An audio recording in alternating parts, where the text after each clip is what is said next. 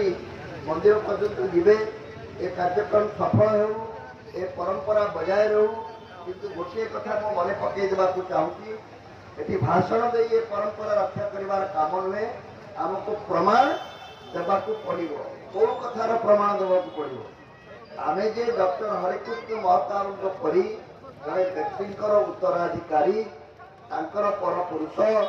यही जो कथाटी उत्तर पुरुष यही जो कथाटी को आमको प्रमाण करने को पड़ो मत लगे आम जो मानकर जन्मदिन पालन करुचे अजांकर निश थिला आम खाली निश काटी बुलिले हम ना अजांकर निश थिला मो मध्य निश से भाया हवा दरकार ताहले मु तांको अजा डाकिले शोभा पाइब आज सब युवबंधु मानू तांकर जन्मदिन एइथिपाई जन्मदिन आम पालन करूँ